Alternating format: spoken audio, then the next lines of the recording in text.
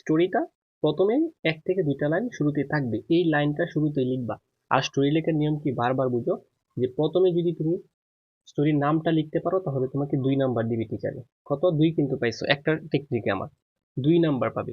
দেখবা অন্যজনে স্টোরি লিখেও সে 2 পাইছে না, অযথা লিখেও, কিন্তু তুমি নামটা লিখছো। স্টোরির নাম যদি না লিখে তাহলে স্টোরি হবে না। ঠিক আছে, তার মানে স্টোরির নামটা খুবই জরুরি। নামটা আগে লিখবে, লিখার পর প্রশ্নে যে লেখাটা থাকবে প্রথমে এই লেখাটা তুলে নিবে। তাহলে হুবহু আমি এই লেখাটা এখান থেকে এই পর্যন্ত তুলে নিলাম। ঠিক আছে, ঠিক আছে। এখানে এই গল্পটা ছিল হচ্ছে শেখ সাদিক, তাহলে লিখবা দা স্টোরি অফ, নামটা লিখবা দা স্টোরি অফ নাম। যদি স্টোরি অফ রোবট বোস থাকে তাহলে দা স্টোরি অফ রোবট বোস, যে নামটা থাকবে এটা লিখে নিবা। তারপর গল্প থেকে যেটা থাকবে হুবহু তুলে নিবা। তারপর বলছি যারা এই স্টোরি সম্পর্কে 2 থেকে 3টা লাইন পারো তারা লিখে নিবা, আর যদি না পারলে তখন তো আর কিছু করার নেই। ঠিক আছে, তারপর এখান থেকে লিখবা the following story is very pleasant. Hmm, গল্পটা হচ্ছে কি খুবই আনন্দদায়ক। অন দি স্টোরি, এই গল্পতে দেয়ার ইজ অন সিচুয়েশন, একটা অবস্থা আছে, which is character who is chief figure in the story, যে গল্পতে একজন মানুষ আছে যেটা হচ্ছে কি, যার সে হচ্ছে প্রধান চরিত্র।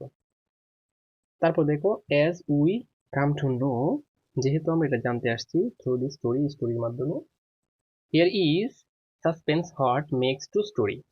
তারপর এন্টারটেইনিং, মানে এটা একটা বিনোদনমূলক স্টোরি এরকম বুঝাচ্ছে। দ্য স্টোরি বেস অন, এই স্টোরিটার ভিত্তি হচ্ছে a situation which is related to human life, এই স্টোরিটার ভিত্তি হচ্ছে মানে হিউম্যান লাইফ, মানব জীবন সম্পর্কে। There is some point below the story, এই গল্পের কিছু লাইন নিচে দেওয়া হলো। All points are essential, all points প্রত্যেকটা পয়েন্টে খুবই গুরুত্বপূর্ণ। তারপর আবার স্টোরির নামটা লিখবা, লেখার পর প্লেড আউটস্ট্যান্ডিং রোল। ধরো এখানে শেখ সাদি লাগাইলাম আমি, শেখ সাদি প্লেড আউটস্ট্যান্ডিং রোল।